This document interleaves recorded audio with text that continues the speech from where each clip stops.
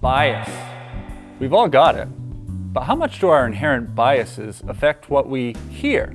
Today, we're gonna figure that out in our first ever blindfolded snare drum shootout. Who said that? Who dat?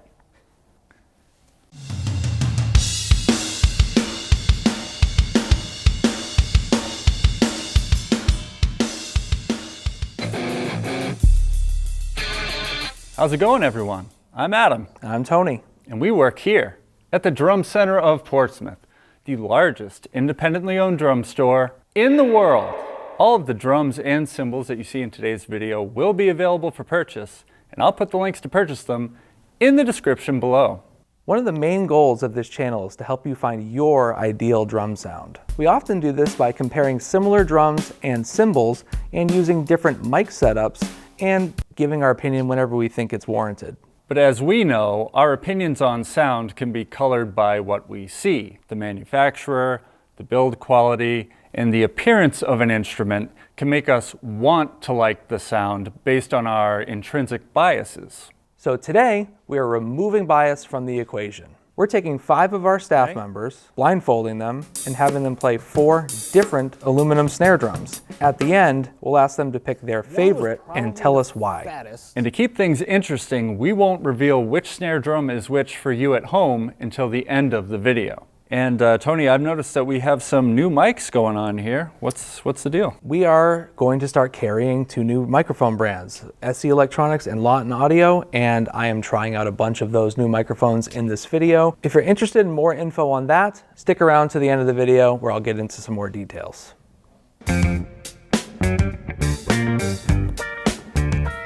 Oh, this is a good one. Comfortable? Comfortable and effective. You know, I can't see anything. Funk wearing this. I can't wait to see that. All right. Good. All right. Is that gonna be okay right there? Yeah, I think that's fine. Wow. Can't see under this thing. All right, let's try not to curse. All right.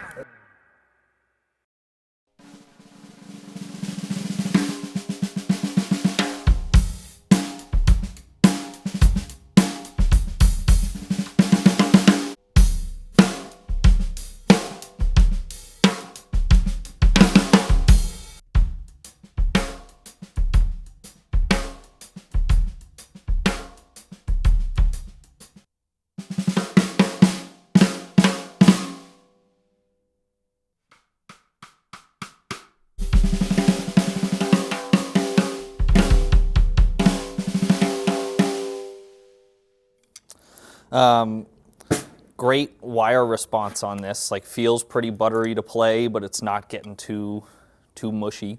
I like that one a lot. Yeah, it's got a lot of kind of body to it. It's pretty dry, but not too dry.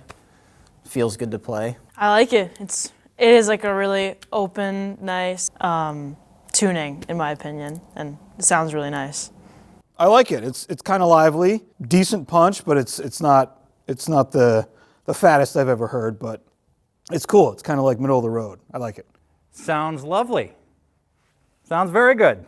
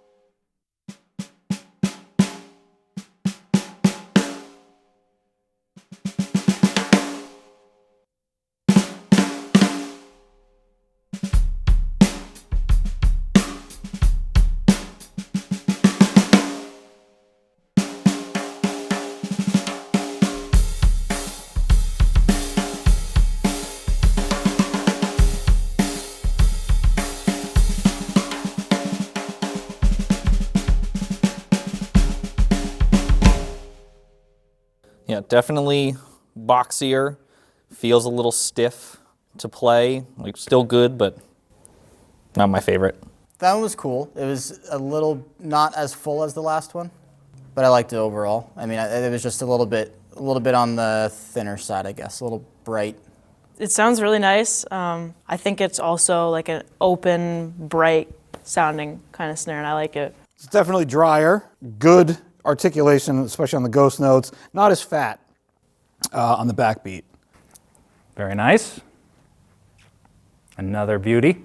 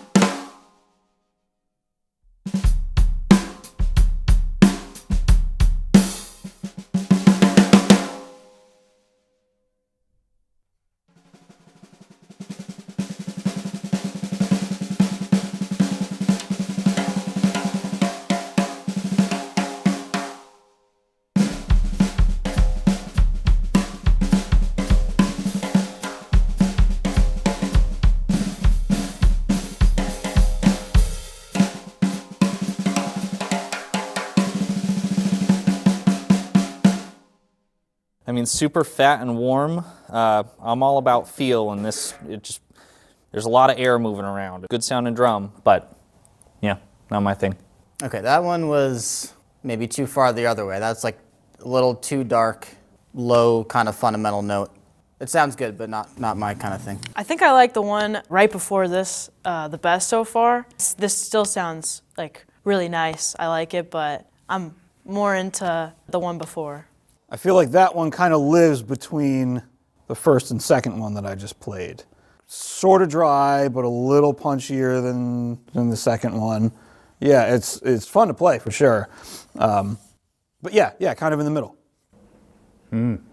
Nice. It's a good one.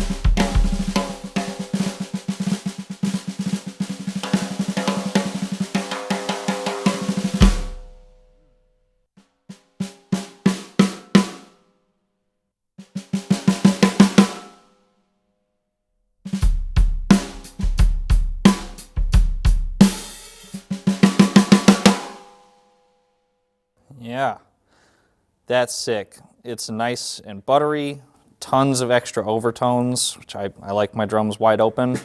That felt the best to play. That might be my second favorite. I think it's a little too focused. Like it's a little bit too dry, but it was good. I like this one, but I think out of all the snares I've played so far, probably the least, because it doesn't really fit with the style that I like to play, but it's still really great. That's real nice. That's wetter, for sure, in a good way. Between this and the first one, probably has the best snare response, I think, overall. The most sustain, you know, the most ring. But yeah, it's pretty punchy when you lay into it and butt it into the stick. Yeah, this is real nice. I like this one. Really tough, really tough. I think I have my ranking. That last drum was definitely my favorite. It felt the best to play. It had a huge sound. Followed closely by the first drum, similar, like super buttery. I'm all about how a drum feels to play. You can make it sound good. And then 2 and 3, while they sounded good, it felt very stiff and boxy to play. And I would describe its sound that same way, boxy.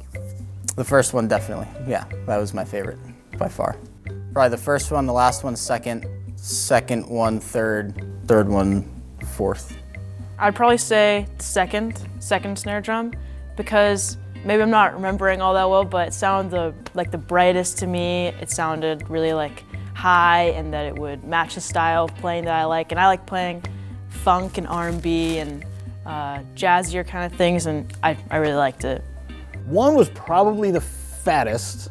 4 probably had the most snare response.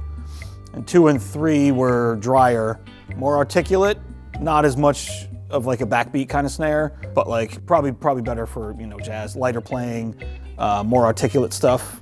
So I guess I'll say 4, 1, 3, 2. Yeah. Man, it's tough. All nice drums. I think I like number 3 the most. Immediately when I played it, it just had a really big, full sound. It felt nice. If I could rank them, I would say the 3rd, the 4th, the 1st, and 2nd.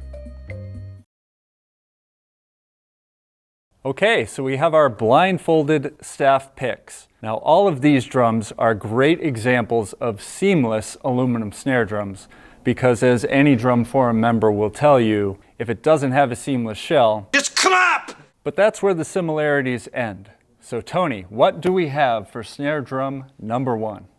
Number 1 is the George Way Aero 14 by 6.5.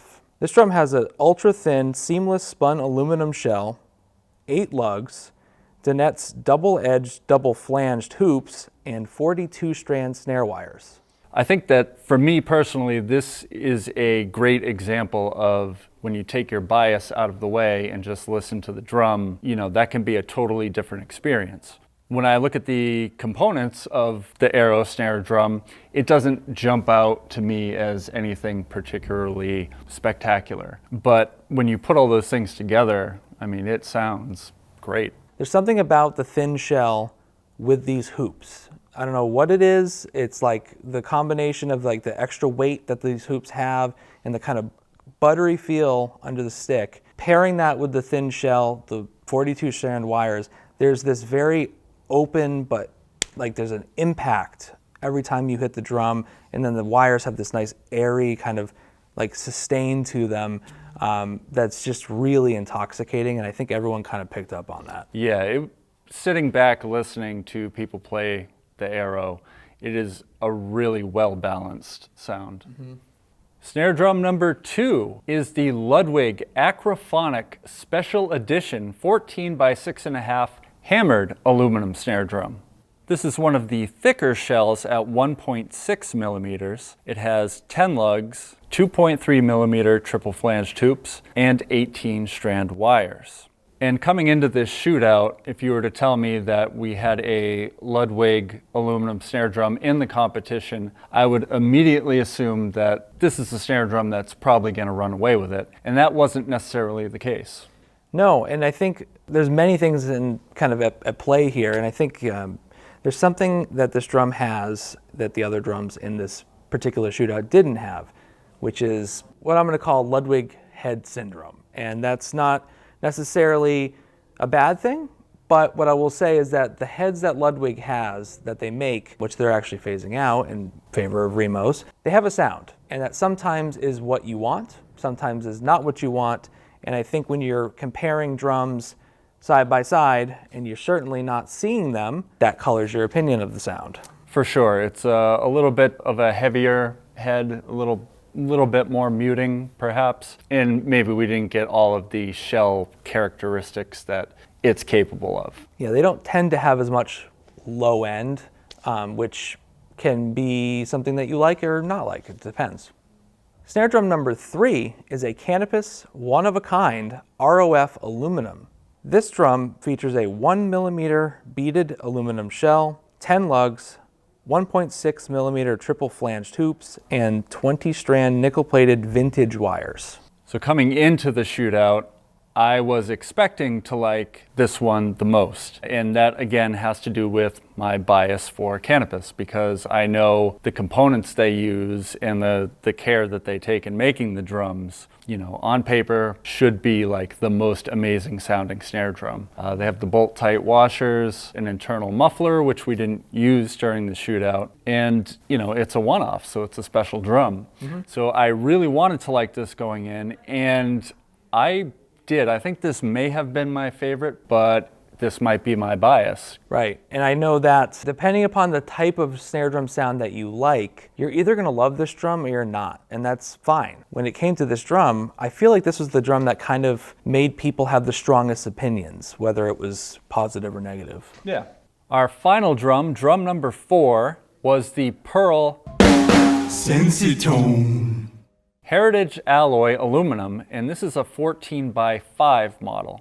It boasts a 1.2mm seamless beaded aluminum shell, 10 lugs, 2.3mm super hoop 2s, and 20-strand wires. Now this was the least expensive model out of the 4, and it was very well received. There's something about these Sensitone snare drums. I know that they record really well. They play really nice, and honestly, they punch so far above their price point. I mean, listen to how good it sounds. I mean, it's killer. Yeah, it was $350. Yeah. It's a great value. It's a quality snare drum. You knew Tom would like it right away. Immediately, yeah. Yep, it's the kind of guy he is. He's a Pearl guy. That guy. So which one of these snare drums was your favorite? Were you surprised at all by your choice by not knowing which snare drum was which? Let us know in the comment section below. And if you enjoyed this video, hey, why not subscribe to our channel? It's a great way to stay informed on all things drums, and an easy way to support our independently owned drum shop.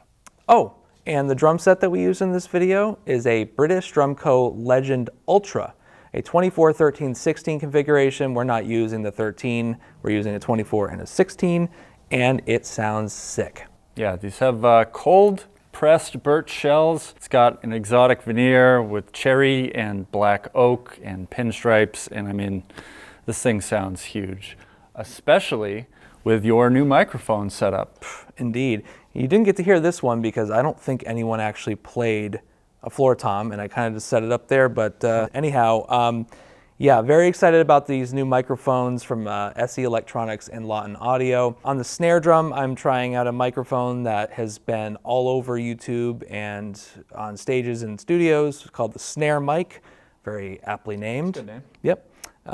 Underneath the snare drum, I'm using the SE V7X, and that's a great bottom snare mic because it really rejects a lot of the stuff around it. On the bass drum, I'm using the BL8, the V-Kick, as well as a Lawton Audio Clarion, which actually, now that I think of it, that's the only mic that I'm using on the mix for this particular video. So bass drum sound is coming just from the Clarion. Something I'm very excited about is the ribbon mics. That's something that I've wanted to have in our videos for a long time. And the SE VR2s are this amazing, very natural picture of the drum set that I have right out in front. And lastly, I'm trying out the SE8s as the overheads. And my ultimate goal here is to continue to evolve the way that we capture the drums so that way it best matches the drums or cymbals that we're featuring in our videos. And if you guys want to purchase any of these microphones, if you like what you're hearing, we'll have the links to those in the description below. Yep. Great. So that's going to do it for today's video. We hope you enjoyed it. It was something a little bit different. If you like it, let us know in the comments, because we could do a lot more of this type of video if it's something you enjoy. From all of us here at the Drum Center of Portsmouth, thank you for the support, and we'll see you in the next one.